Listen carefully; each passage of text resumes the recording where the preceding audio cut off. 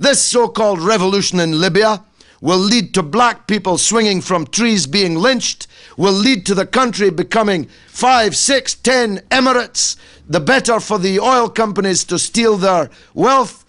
Libya will break into several countries and they'll start massacring each other on a tribal and ethnic basis. And we were right. It's not that we wanted to be right, it's that we knew that we were right. And those poor fools who follow the BBC are shown a propaganda film and well up as a result and support an imperialist war in consequence, were fooled again, just as they were fooled in the march to the war with Iraq, into the fake conclusion that because a country is led by a brute, a small tyrant, that the answer is to bring in the big tyrants to rule in his stead. This is a fundamental flaw of Western foreign policy in the region, and more people know it. All of us were involved, most of you, if not all of you, were involved in defending the Palestinian people against the murderous siege raised against them, to starve their children to death, to punish them for having voted the wrong way in then the only democratic election ever held in any Arab country at any time.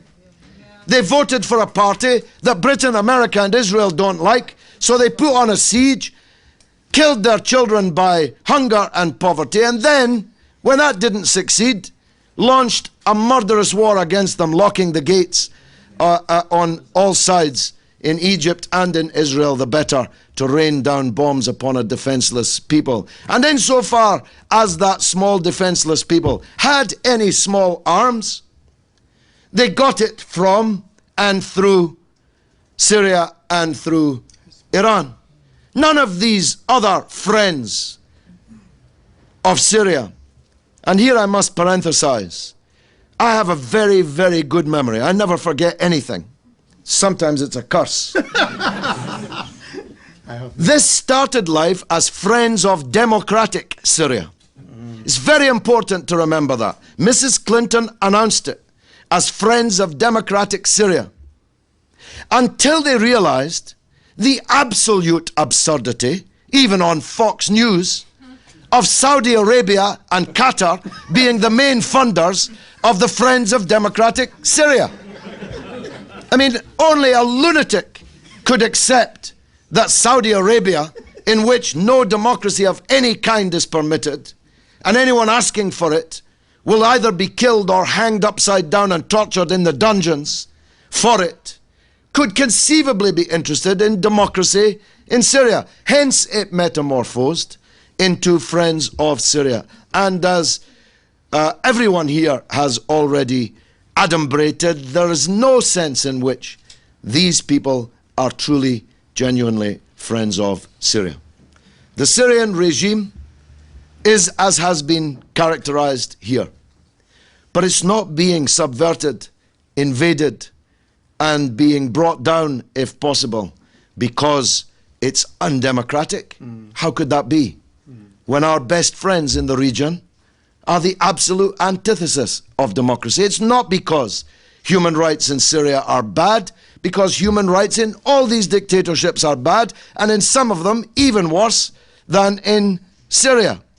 Because there's one family rule in Syria. How could it be? What's the name of the rulers of Saudi Arabia? They've even given their name to the country itself. The Prime Minister of Bahrain has been the Prime Minister since 1960, before the Beatles. And the Beatles have been gone 40 years. He's been the Prime Minister from 1960 to 2012. And how did he get that job? Because he's a member of the one family rule dictatorship in Bahrain. I drew attention, I recall, to an early day motion which I was able to verbally put to Douglas Hurd during the 1991 war against Iraq, to the fact that all 27 cabinet members in Kuwait all had the same name, Al-Sabah, pointing out that Kuwait is a family business, though more of the Corleone variety than the Sainsbury family business. The idea that Syria should be attacked, invaded, subject to humanitarian intervention because it has one family rule for 40 years, that can't be the reason either, can it? It can't be for any of these reasons, and it isn't. Here's the reason, and I repeat what Dr. Sami said. The reason is not for any of the bad things about Syria, of which there are many, but because Syria refuses to sign a surrender peace deal with Israel as the other frontline states have done. Because Syria refuses to cut its links with the Palestinian resistance and expel them, although they've all moved to Doha, I see in the last few weeks. Some of them. All roads lead to Doha, even the World Cup. Well, perhaps better not go into how that came about. But perhaps it was for the same reasons. Yeah. The Syrians refuse to cut their relationship with the Palestinian revolution and its resistance. They refuse to cut their relations with the Lebanese national resistance, the only Arab army which ever gave Israel a beating on the battlefield. And by the way, that also was one of the reasons I won in Bradford, because everybody's watched my Sky News interview at the height of the Lebanese war. It's a no-brainer. Syria's being targeted because it refuses to be a base for imperialism in the region, because it refuses to agree that Iran is the head of a snake that needs to be cut off and itself invaded and subverted. That's why Mrs. Clinton and William Hague hate Syria, or rather its regime. Now, Jeremy Paxman put to me last night, again, as if it were some kind of accusation, that I had described Syria as the last castle of Arab dignity. The reason why this plot has failed, and believe me, it has failed, is because the Syrian people, not their regime, in fact, the regime for 40 years has been play acting and betraying. The Syrian people are the last castle of Arab dignity. They are the last repository of Arab nationalism in the region and rejection of Zionist occupation and imperialist intrigue. And that's why I hope that the Syrian people can find their way to a peaceful and negotiated solution to this conflict. Assad must go. This is the end of the era of dictatorship in Syria. We cannot have one family, one party, one regime ruling forever in any Arab country. And we will not support it. But we will not support the bigger tyrants invading and intervening to bring down the small ones, because we believe, as real friends of Syria, that that will lead to even more disaster than these dictatorships have caused.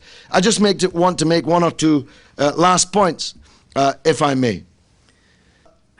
The Muslim Brotherhood is not monolithic. It's not monolithic either in the world or even in any one country. And millions, hundreds actually of millions of people are sympathetic to the political perspectives of the Muslim Brotherhood. And what I'm about to say, just like Dr. Sami, is not in any way an attack on them. But I have to ask this Muslim Brotherhood leadership. There are many Arab dictators. Why have you announced a jihad against the one Arab dictatorship that doesn't have an Israeli embassy, doesn't have the Mossad running around the capital city, hasn't signed a surrender peace with Israel, does support the liberation of the Palestinian people with guns and money, does support the Lebanese national resistance? Why have you chosen that dictatorship for your jihad? Aren't there any dictatorships closer to hand that are more close to the line of treason that you might have a jihad against? And I said this to one of the leaders of the Muslim Brotherhood in Jordan. He said, we can't have a jihad in Jordan because it will bring about civil war. So you want a civil war in Syria, but you're not prepared to rise up against your own tyrant because you say the result will be civil war. There's no reason for a revolution to bring about civil war. These dictatorships, rotten as they are, if a united people rise up against them, can defeat them. But if your revolution is pregnant with sectarianism and hatred of minorities, as I believe certain sectors of this Syrian revolution are, how can you expect to unite the people? If the Christians are frightened of you, if the Shiites are frightened of you, if the Alawiyin are frightened of you, if the Kurds are frightened of you, if the Yazidis are frightened of you, if the women are frightened of you, how can you unite the people in a revolution? So correct your line, correct your rhetoric, correct your tactics, and maybe your revolution will be successful. I hope, very much hope, that the Kofi Annan plan of a negotiated transition to democracy in Syria can work. I believe that it can work. I believe that it will work. I believe that we will have democratic elections in Syria this year. But if I'm wrong, anybody who launches a united, progressive, democratic struggle against the Syrian regime will have my support. But they will never have my support for my country bombing their country like we bombed Iraq, Libya and elsewhere. Wassalamu alaikum. Thank you.